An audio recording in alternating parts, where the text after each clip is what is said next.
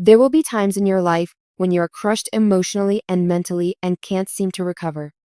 A stillness inside you cries out more than anything else. Even while you smile, converse with people, and get on with your day.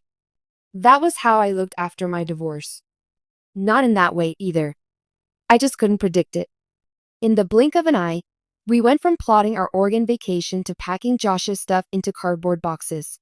The air was cold and empty, as if we were simply roommates setting out on separate paths. No fighting. No need to raise your voice. Just a casual, I think we've grown apart, and a soft closing of the front door that used to feel like home would suffice. We were wed for a total of 6 years. We have sat under cheap string lights for 6 years, enjoying birthday gifts, midnight rides, shared music, and whispered fantasies. After 6 years of watching each other change, which was slow at first and then sudden, we finally understood. By the end of it, we had stopped arguing altogether. It was only that we were so different. I remained emotionally composed after he departed. Well, first, no. I did the laundry folding. The Office reruns were what I was viewing. The Spice Room cabinet was rearranged no less than 3 times by me. Saying to myself, I'm doing okay, felt good. Other people experience worse situations. However, sadness can strike suddenly and unexpectedly. It is not making any noise at all.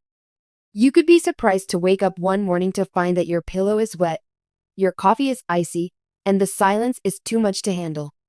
What to eat? I didn't know. I have finished responding to the SMS. It was my duty to ghost people on social media. I lost it all when a disentanglement of my run-in with Josh occurred 3 months after the divorce was finalized at a cafe near the downtown area. He looked fatigued and slimmer. He would begin each day by reading a book and drinking black coffee. On that specific day, though, all he did was stare out the window as his coffee remained unfinished. No, I'm not going to enter. The event was witnessed by me from across the street. Whether he had missed me was something I wanted to know.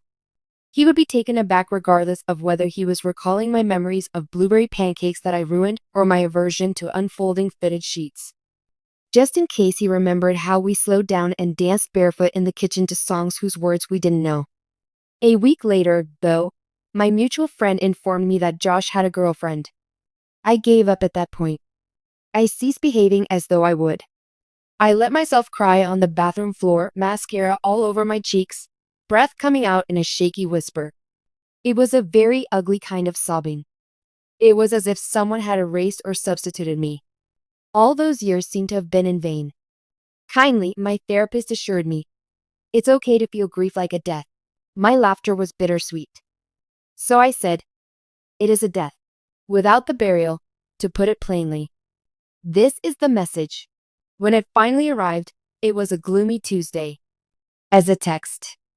Given by Josh. What's up? I am aware that I do not have the right to ask, but would you mind if we had a conversation? One time only. I beg you. My hands were shaking. I entertained the idea of obstructing him. I entertained the idea of ignoring it. On the other hand, there was a portion of me that responded, and it was the same silly and obstinate portion that still recalled his favorite sandwich and the name of his childhood dog. All right.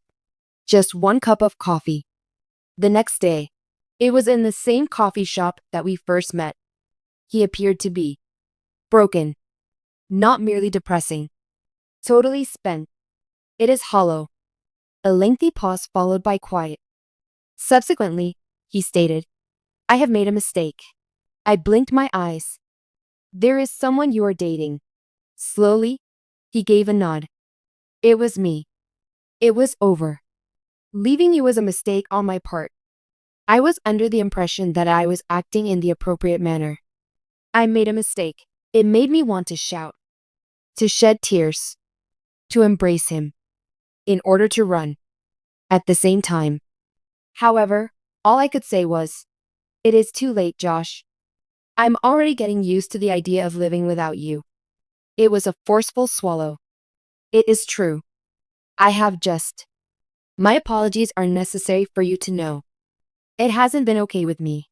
After then, I noticed that his eyes were filled with tears, the kind that I had never seen before. I've been thinking dark things, he said after a moment. I never imagined that I would think those things. I was unable to breathe. What exactly are you saying, Josh? He indicated with a nod. On the verge of giving up. Perpetually. At the point of no return. There was no sleep for me that night.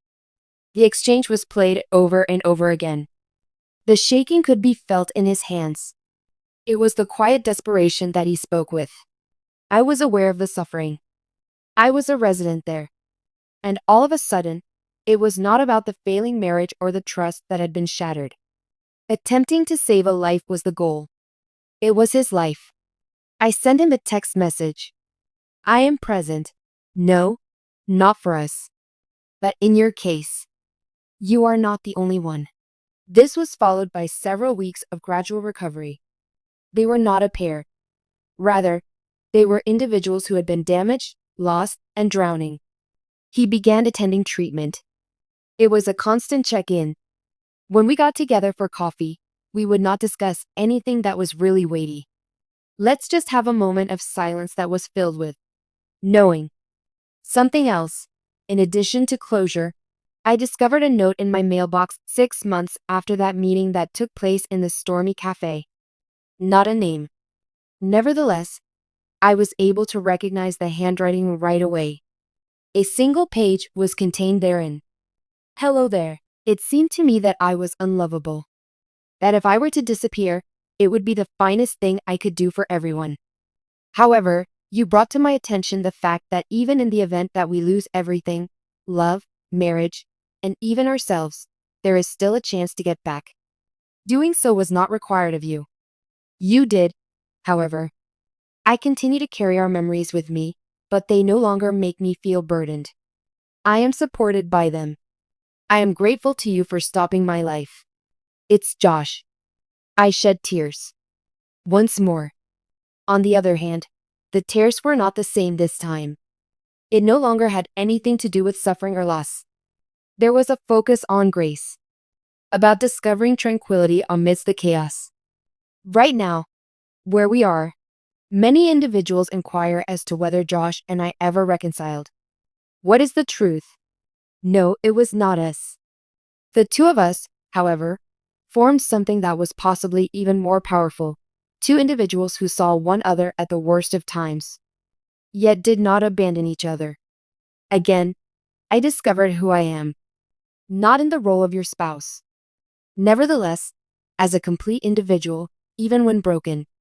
Portland is now Josh's new home. Currently, he is working as a volunteer with young guys who are battling with their mental health. He sends me photographs of sunsets and, on sometimes, awful jokes that he tells as a father. Emoticons of an eye roll are my response. It's not love between us. But we adore the persons we have become as a result of one another, as well as in spite of each other. As a final note, the dissolution of marriage seemed like death. However, this was not the conclusion. There are times when you lose everything, including your relationship, your identity, and your feeling of value, only to find a version of yourself that you were unaware existed.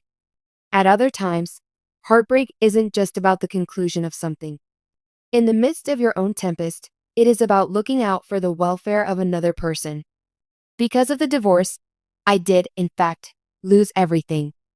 I did, however, acquire something more profound: the fortitude to persevere, the ability to forgive others. I have the desire to assist someone I once loved in making a decision to live again.